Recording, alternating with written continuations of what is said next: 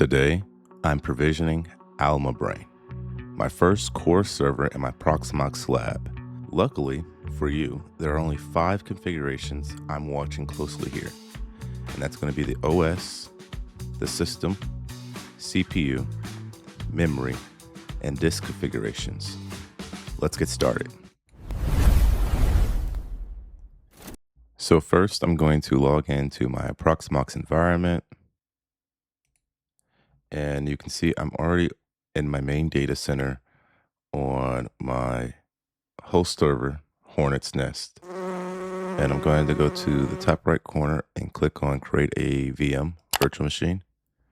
And here I am now in my General tab. While in the General tab, I'll add the name and verify the VMID. I'll stick to what's already default. Next, I'm going to configure the OS. I'm going to use the ISO image that I already uploaded in a previous video, AlmaLinux 10.2. I'm going to keep everything else on this page default. Next, I'm going to configure the system. And the most important part here is the BIOS. We're going to use UEFI and select the storage space. For machine, I'm going to select Q35. Next, I'm going to configure my disk.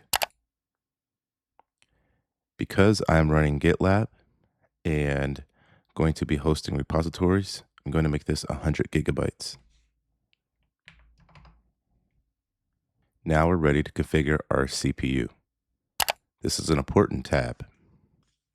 For our sockets, we're going to do 2 sockets. And for our cores, we're going to do 2 cores. So that is a total of 4 cores, right? And the type of CPU, we're going to connect this to our host. All right, let's configure our memory. We're going to make this 16 gigabytes. So that's going to be 32,768.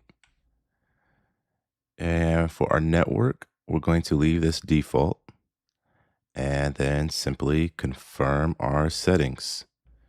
We're going to start this server when it's created. And in the next video, I'm going to walk you through the Anaconda selections for this server. Thanks for watching, and I hope you all have a great day, and I'll see you in the next video.